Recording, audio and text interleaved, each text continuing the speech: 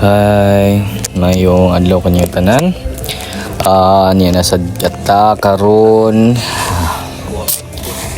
badong mi og kaluya guys. So actually guys, agtong niaging semana raning bustiha nga gitawag dito sa Muilsi nga ilang ipauna ug deliver dito sa pantalan sa kaluya. So karon pa man ta ka lugar kay gikan ta og Iligan City, drive ta sa rescue vehicle na may gitambungan nga lubong dito. So nahiluna naman. So karong adlaw naguan na pud ta, nagkuha tag poste diri sa barangay Kaluya. So hibaw na to og brand new ba ni nga poste, bahala nang karaan basta kay naiposte palag kahoy kay actually butang ni dito sa Purok size nga area kay ang service trap nila delikado na kaayo sa mga bata o sa mga dili bata, mga dagko kay matumban ba na mga kuan mga samad-samad, delikado kung matumban o magtiniil, so makakurinti gid siya. So karon akong abot abot nami dari sa barangay Kaluya, pantalan sa barangay Kaluya mo nilang floating playground dira dapita kana mo ni floating playground ug mao ni ang ilang service kung maganahan mo motor dito sa unahan tilibot sa Pangdalaga to Balyangaw, Sunrise or Kabgan, baka na inyong sakyan gusto mo sightseeing sa kadagatan padung pumuog kuan Sibutad pwede sad na. So ready na ako mga kauban si Tanoy Noy ug si Richmar ni asad si Steve Lupina dari guys. So hintabang sad siya akong gipatabang kay pagbugat yun yung pusti ba mikay kahoy ni nga gi luto na daan. So salamaton gyapon ta sa Ginoo nga natagan ta og pusti para sa Purok size diri sa isla ay dugay-dugay na ko nag-request anip ay para malikayan ang makurintihan.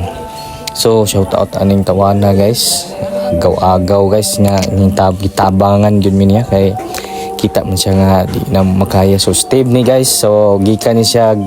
So mao ni si Steve guys, Steve Lupina. Salamat kay Steve guys. So gikan kini siya pag sa mga estudyante, sa mga division mate from Barangay Manla. So runner din siya, runner. Na kaning video pod kauban sad niya naka-gold. Mot singala ni bata, kalimot ko. Kaning akong pahuwid sa camera. Congratulations ninyo ha. So pagbutihan niyo ang inyong pag-aaral. So mo ni ang gihatag sa Milsi.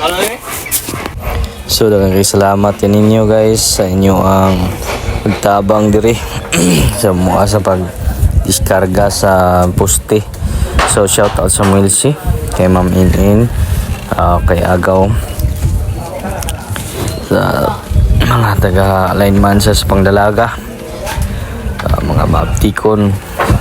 So niabot na gyud ang ato ang gipaabot. So actually guys, wala gyud daw sila extra nga brand new nga poste nga nahutdan dito sa opisina. So bahala nagkaraan basta kay magamit pa mangyapon guro na ang importante nga mahangir tong mga wire dito guys para dili makarintihan na ato ang mga kababayan diri sa atong isla. So gisakay na namo uli na may sa isla, sakay na namo pambot guys. So pag-abot ani dito tabangan na lang namo ni dito, hulog na mo sa dagat ayon. Tabangan mo og aswat padulong dito sa Purok size. So keep on watching guys. Kita ta mo abot sa atong isla. So layo-layo na ta diri dapita. Una ang mga floating cottages diri sa Kaluya. Barangay Kaluya. Muna yung mga floating cottages nila. Kung ganahan maligo guys, danhan lang mo din sa floating cottages sa Kaluya, Barangay Kaluya, sa Pangdalaga, Misamis Occidental at Bangsamanla sa Pangdalaga. So niabot na mi diri sa Purok 5 diri mi ami agi kay mo sayon. So mo ni ang area ni Cox Cox Boko Bines. So mo ni ang poste guys. So magamit pa man siya sad guys. Nagligon pa man pod. Bintahan na lang ni kaysa wala. So ang importante nga walay makurintihan ba. So bahalag dugay basta kay naana gyud. So sa atong paningkamot nga makapustita, balik-balikan yun na to request kung para makakuan ta guys. Kay oh diara muni si Marjon Amagon, shout out sa mga kaisla dira nga si Kuldudoy Kulot, Nilo Kulot, Anoy Lera, muni si Marjon Amagon. Kani siyang nakapula guys, muna kuan guys, badjaw sa naburos na guys. Ay mo kumpiyansa na guys. Taka na lang pangluwa guys. Taka na lang pangluwa umahubog. Pero wadi naman na siya mo inom. Di na mo maluwaan na. So ay gyud mo kumpiyansa na. Muna si Jonathan Hurula na nakabali og kalo guys. Kusgan kay na siyang bataa guys. Kusugahi muning bataa. Kaning naka brown guys, mo ni si Engineer Iloy Jewel Anggot, anak ni Angkol Anggay Anggot, pag umangko ni Antilio si Noy Kulot, igso ni Nilo Kulot. So excuse me guys kay giarat atong tutunlan sa voice over guys kay tungod sa nasubawan ta dito sa Iligan City. Pag sulod na mo guys, abugnaw din paggawas ni ulan. Ayun pagkuan sa gawas daan, wa pa may kasuod sa mall dito sa Robinson, init. Pag suod, bugnaw kayo guys, tugnaw kay ko. Ay talagsa naman ta kakuadto og kuan mall. So pag gawas yun guys, ni ulan bitaw na layo po may naparkingan. So shout out kay Windel Balio, salamat sa inyong pagpapanood to na mo. Lingaw kay mga batos guys. So continue ta guys, higuyod na mo.